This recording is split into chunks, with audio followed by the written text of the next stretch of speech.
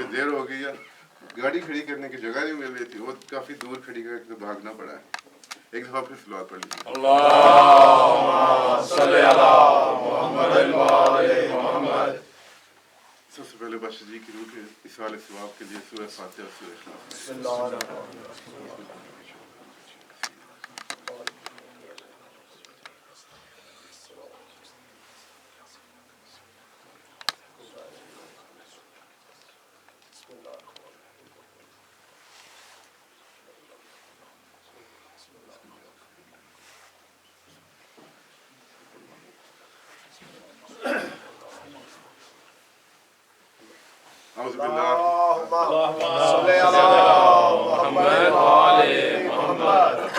औज़ुबिल्लाहिमिनश्शैतानिर्रजीम बिस्मिल्लाहिर्रहमानिर्रहीम। अल्हम्दुलिल्लाहिल्लज़ी जअलना मिनल मुतमस्सिकीना बिवलायति अमीरुल मोमिनीन माशाअल्लाह सुभान अल्लाह अली इब्न अबू तालिब अलैहिस्सलाम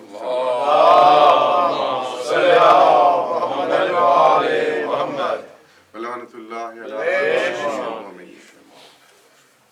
छोटी सी सूरत है, बिस्मिल्लाहिर्रहमानिर्रहीम। वल अस्र, कसम है ज़माने की, इन्नल इंसान लफी खुस्र, बेशक इंसान खसारे में है। सारे सब लोग खसारे में हैं। हमारे आम ज़िंदगी का मुशाहिदा है और हम सब उसमें शामिल हैं कि हम एक दिन की ज़िंदगी या उसका थोड़ा सा जो हिस्सा है उसको बेहतर करने के लिए एक ऐसी ज़िंदगी को पस पर्दा डाल देते हैं, फरामोश कर देते हैं, जो कि ना ख़त्म होने वाली है। क्योंकि क़यामत वाले दिन अल्लाह हमसे पूछेगा कि तुम कितनी देर दुनिया में रहे, तो हमारा यही जवाब होगा कि कोई एक दिन या एक दिन का कुछ हिस्सा। ठीक है, इसलिए इंसान खसारे में है। आगे अल्लाह कहता है इल्लल्लज़ीना, सिवाय उन लोगों के, आमनू, जो ईमान लाए, व आमिलुस्सालिहात, और नेक अमल किए। बात करते हैं तमाम मुसलमानों की, अपनी नहीं, सबकी। इल्लल्लज़ीना आमनू, वो लोग जो ईमान लाए। अब आम उर्फ़ आम में ईमान का मतलब ये समझा जाता है अल्लाह को मानो, रसूल को मानो, काबा को मानो, किताबों को मानो, मलाइका को मानो, मौत को मानो, जन्नत जहन्नम सब कुछ। ठीक है, ये मान लिया। व आमिलुस्सालिहात। अच्छा, हमारे नज़दीक, आइमा अहले बैत के मानने वालों के नज़दीक, ईमान में जब तक आप अली अलैहिस्सलाम की वलायत अपने ईमान में शामिल ना करें, आपका ईमान कंप्लीट बेशक बेशक बेशक सुभान अल्लाह माशाअल्लाह। लेकिन बात दलील के साथ करनी चाहिए। मैं अब कुछ अरसे से आपके सामने, लेकिन मैं कभी भी ये नहीं कहता कि जो मैं कह रहा हूँ वो मान जाओ, जब तक उसके पीछे कोई पक्की दलील ना हो। अच्छा, व आमिलुस्सालिहात, लोग ये कहते हैं, बाकी मुसलमान, कि सालिहात, सालेह आमाल, नमाज, रोज़ा, हज, ज़कात, जहाद, बुरे कामों से रुकना, नेकियों का करना, ये है आमिलुस्सालिहात। हमारे में एक एक्स्ट्रा चीज़ है कि हर वो अमल जो आप इमाम वक्त की इताअत में करें, वो है अमल सालेह। बेशक बेशक। और इमाम वक्त की इताअत में अगर ना करें तो वो चाहे जहाद हो चाहे नमाज हो, वो सब फजूल है। सबसे बड़ी मिसाल है हमारे सामने करबला के मैदान की, जब हज़रत अब्बास अलैहिस्सलाम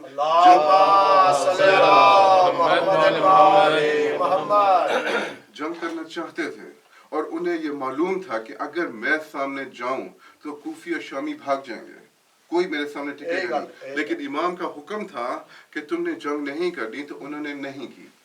इसलिए उनका ये अमल सालेह है।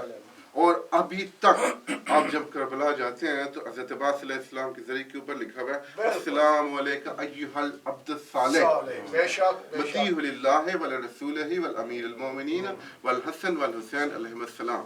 अगर नहीं याद तो इंशाल्लाह जब नेक्स्ट टाइम जाए तो जाके पढ़ लीजिए। अच्छा, व आमिलुस्सालिहात व तवासौ बिल हक़, और एक दूसरे को वसीयत करते रहे हक की। ये आई बात। वतवासौ बिस्सब्र, और सब्र की। अब हक हम कहते हैं अली की विलायत है हक, लेकिन इस तरह कहने से बात नहीं बनती जब तक उसे कुरान में से दिखा न दिया जाए। अब सूरह मोहम्मद की दूसरी आयत, वल्लज़ीना आमनू, यही बात, और वो लोग जो ईमान लाए, اب آ گیا نا ایمان میں، جو ابھی پہلے جو 5-7 چیزیں آپ کے سامنے گنی ہیں وہ آ گئی شامل ہے۔ وَعَمِلُوا الصَّالِحَاتِ اور عمل صالح کریں، وَآمَنُوا اور ایمان لائیں، بِمَا نُزِّلَ عَلَى مُحَمَّدٍ اور اس پر ایمان لائیں جو محمد پر نازل ہوا۔ واہ جب سب آ گیا نا پہلے آمنو میں وعملوا الصالحات، تو یہ کیا ہے؟ وَهُوَ الْحَقُّ مِن رَبِّهِمْ وَالَّذِينَ آمَنُوا وَعَمِلُوا الصَّالِحَاتِ وَآمَنُوا بِمَا نُزِّلَ عَلَى مُحَمَّدٍ وَهُوَ الْحَقُّ مِن رَبِّهِمْ كَفَّرَ عَنْهُمْ سَيِّئَاتِهِمْ، جس نے انہوں نے جب یہ ایمان لایا نا اس پر جو محمد پر نازل ہوا اور وہ ان کی رب کی طرف سے حق ہے، تو کفر عنہم سیئاتہم، تو اس سے ان کی برائیاں دور کر دیں، گناہ دور کر دیے، وَأَصْلَحَ بَالَهُمْ اور ان کے حالات کو درست کر دیا۔ ذَلِكَ بِأَنَّ الْكَافِرِينَ اتَّبَعُوا الْبَاطِلَ، یہ اس لیے ہے کہ جو کافر لوگ ہیں وہ اتباع کرتے ہیں باطل کی، وَأَنَّ الْمُؤْمِنِينَ اتَّبَعُوا الْحَقَّ اور مومن لوگ اتباع کرتے ہیں حق کی۔ نعرہ حیدری، اب بات کو سمیٹ دینا چاہیے، حق حق حق حق حق، قرآن میں سے حق کہاں پہ ملے گا آپ کو؟ وہ ملے گا غدیر کے دن۔ بے شک بے یا شک، ایھا الرسول بلغ ما انزل الیک من ربک، اے رسول پہنچا دے جو تمہارے رب کی طرف سے تم پر نازل کیا گیا ہے۔ اب اگر کوئی کہتے کہ یہ قرآن ہے تو اس وقت تک تو قرآن حضور پہنچا چکے تھے سارا، نماز روزہ حج زکوٰۃ سب کچھ پہنچا چکے تھے نا، تو پھر حضور نے کیا پہنچایا؟ من کنت مولا فہذا علی مولا، نعرہ حیدری، جس کا میں مولا اس کا علی مولا۔ بے شک، اور بے اللہ شک، کا بے حکم شک۔ یہ بڑا سخت تھا اس حق کے پہنچانے کے بارے میں، کیونکہ اللہ نے کہا تھا کہ یا ایھا الرسول بلغ ما انزل الیک من ربک فإن لم، پس اگر تم نے یہ نہ کیا، فإن لم تفعل، فإن لم تفعل اگر تم نے یہ نہ کیا، فما بلغت رسالت، اس کی رسالت نہیں پہنچائی۔ اور اس کے بعد جب حضور نے اس کو پہنچایا تو اس کو پہنچانے سے پہلے کہا کہ کیا میں تمہاری جانوں پر تم سے زیادہ حقدار نہیں ہوں؟ بے شک بے شک، ہیں، کیونکہ اللہ کا حکم ہے النبی اولا بالمؤمنین بانفسہم، مومنین کی جانوں پہ نبی ان سے زیادہ حقدار ہے۔ تو پھر جس کا میں مولا اس کا علی مولا، بے شک، ٹھیک ہے؟ یہ ہے وہ حق جو حضور نے پہنچایا۔ اور اگر جب یہ حضور نے یہ پہنچایا تو ایک اور بات کا بھی آپ فیصلہ سن لیجئے کہ ہم لوگ جو کہتے ہیں کہ مولا علی علیہ السلام بلکہ 12 کے 12 امام، ٹھیک ہے، انبیاء سے بھی افضل ہیں۔ بے شک، کتنے افضل ہیں؟ بے شمار افضل ہیں۔ حضرت ابراہیم علیہ السلام کو اللہ نے کیا بنایا تھا؟ انی جاعلو للناس اماما، میں انی جاعلو کا للناس اماما، میں تمہارے انسانوں کے لیے تمہیں امام بناتا ہوں، انسانوں کے لیے۔ اب حضور صلی اللہ علیہ وآلہ وسلم کیا ہے؟ وما ارسلناک الا رحمۃ للعالمین، جیسے الحمدللہ رب العالمین، اللہ ہے عالمین کا رب، رسول ہے عالمین کے لیے رحمت، اور جس کا مولا ہے رسول اس کا مولا ہے علی، علی رسول کے بعد تمام عالمین کا مولا ہے۔ بے شک، اور بے شک۔ اگر ایک انسانوں کا، صرف انسانوں کا امام ہے ابراہیم، تو عالمین، جو عالم ایک عالم ہے دنیا، اس پہ کتنی مخلوق ہے؟ بے شمار۔ اور عالمین کتنے ہیں؟ ہزاروں کے حساب سے۔ میں نے کہیں دیکھا تھا کہ 18,000 کم از کم عالمین ہیں، 18,000۔ تو پھر ایک امامت جو ہے وہ 18,000 گنا بڑی نہیں ہے مولا علی علیہ السلام کی ابراہیم علیہ السلام سے، بلکہ وہ 18 سے بھی بے شمار گنا بڑی ہے۔ امام نعرہ حیدری، کیونکہ وہ انسانوں کے امام ہیں، وہ جنوں کے امام نہیں ہیں، پرندوں کے، انسانوں کے، چرندوں کے، اور کسی کے امام نہیں ہے، صرف انسانوں کے امام ہیں وہ۔ اور اس کائنات میں صرف انسانوں کے امام ہیں ابراہیم علیہ السلام، جبکہ مولا علی علیہ السلام ہے عالمین کے امام۔ بے شک بے شک، اور جو اس کی وجہ یہ ہے کہ جو شخص ہوتا ہے نا ایک جگہ پہ، اور جو وہ وہاں سے رخصت ہوتا ہے اور کہتا ہے کہ میرے بعد میرا جانشین یہ ہے، تو ایسا تو نہیں ہوگا نا کہ ایک بندے کی جو قیادت ہے، سرداری ہے، وہ پورے کے پورے پاکستان پہ وہ فرض کریں۔ تو اس کے بعد وہ کہے کہ جی میں چودھری ولی محمد کو بنا کے جا رہا ہوں سردار، تو یہ صرف جی ریاڑی کے سردار ہیں، تو باقی کیا بناتے ہیں؟ وہ پورے پاکستان کے سردار ہوں گے۔ اسی طرح ہی حضور اگر عالمین کے سردار ہیں تو اس کے بعد مولا علی علیہ السلام عالمین کے سردار ہیں، اور ان کے بعد جو ان کے آنے والے ان کے بعد ہیں، اسی طرح ہمارے امام زمانہ علیہ السلام عالمین کے سردار ہیں، اور اگر وہ غائب ہیں، ہماری نظروں سے اوجھل ہیں، تو اس کا مطلب یہ نہیں ہے کہ ہم ان کے سامنے فریاد نہیں کر سکتے۔ کوئی مسئلہ ہو، امام زمانہ کی نماز اگر نہیں آتی کسی کو تو اپنے سر پہ ہاتھ رکھ کے انہیں سلام کریں اور اپنی تمنا پیش کیجئے، انشاءاللہ پوری ہوگی۔ بے شک بے شک۔ صلوات پڑھ لیجئے۔ اللہم صلی علی محمد وآل محمد۔ لیکن بھلا ہو ان مسلمانوں کا جنہوں نے حضور صلی اللہ علیہ وآلہ وسلم کی بات کا پاس نہ کیا، اللہ کے قرآن کا پاس نہ کیا۔ ہماری زبان بھی نہیں ہے عربی، ہماری تو اردو ہے، اور اگر ہم عربی تھوڑی بہت سیکھ کے تو قرآن پڑھ کے تو ہماری سمجھ میں آ جاتا ہے، تو جن کے سامنے نازل ہو رہا تھا وہ کیوں نہیں سمجھے؟ اس کی دو میں سے ایک وجہ ہے، یا تو انہیں بات سمجھ نہیں آئی، مطلب بینیفٹ آف ڈاؤٹ میں دینے کی کوشش کر رہا ہوں۔ بینیفٹ آف ڈاؤٹ یہ ہے کہ ان کو بات سمجھ ہی نہیں آئی، کیونکہ یہ بھی ہم سن چکے ہیں کہ جب حضور صلی اللہ علیہ وآلہ وسلم خطبہ دیتے تھے تو بعد میں اصحاب ایک دوسرے سے کہتے تھے کہ نبی کیا کہہ رہا تھا، ٹھیک ہے۔ تو دوسرا یہ ہے کہ ان کا ایمان ابو سفیان کی طرح کا تھا۔ آپ کو پتہ ہے کہ جس وقت حضرت عثمان کے ہاتھ میں خلافت آئی تو حضرت عثمان کے گھر میں تمام بنی امیہ اکٹھے ہوئے، اور چونکہ ان کے خاندان کا بزرگ تھا اس وقت ابو سفیان، تو اس نے کہا تھا عثمان اب یہ وقت ہے اپنے خاندان کو مضبوط کرنے کا، اور جڑیں مضبوط کر لو، جو کچھ ہو سکتا ہے کرو، رہ گئی جنت و جہنم اس کو میں کچھ نہیں سمجھتا۔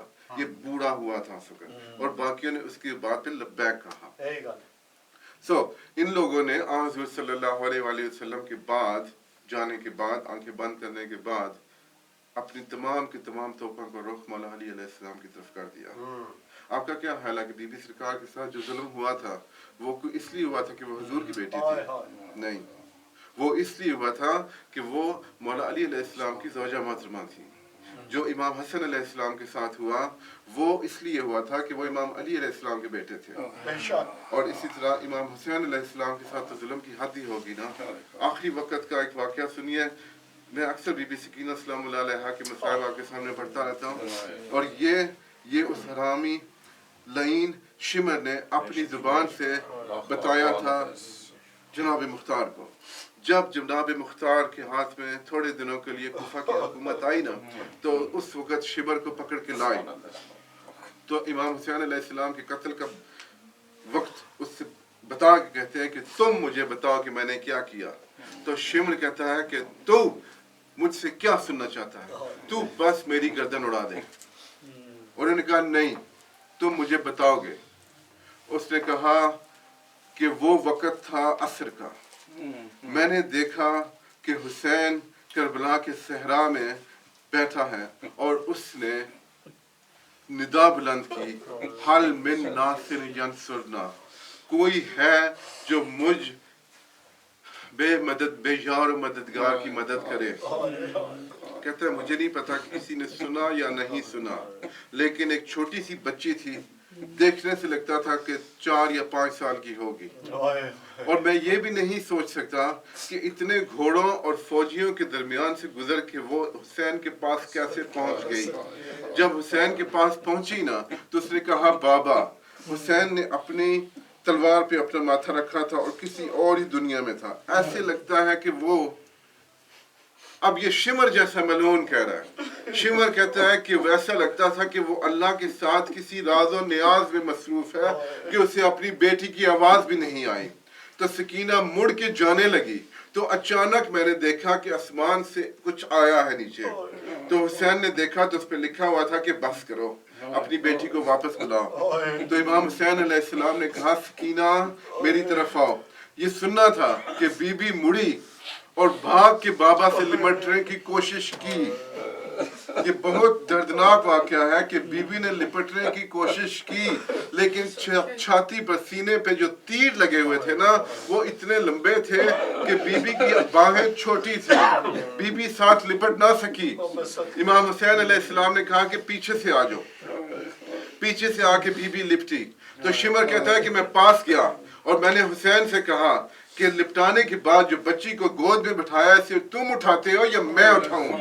تو حسین نے بیٹی سے کہا کہ ہٹ جاؤ، جاؤ واپس، یہ بہت ظالم ہے، یہ تمہارا حیا نہیں کرے گا۔ شمر سے کہتا ہے مختار سے کہ بس اب اس کے بعد جو میں نے کیا نہ پوچھ۔ مختار نے کہا نہیں مجھے بتاؤ تم نے کیا تو کیا؟ تو شمر کہتا ہے کہ پھر میں نے دیکھا بیوی کی طرف، بچی 12-13 قدموں کے فاصلے پہ جا کے کھڑی ہو گئی اور مجھے دیکھنے لگی۔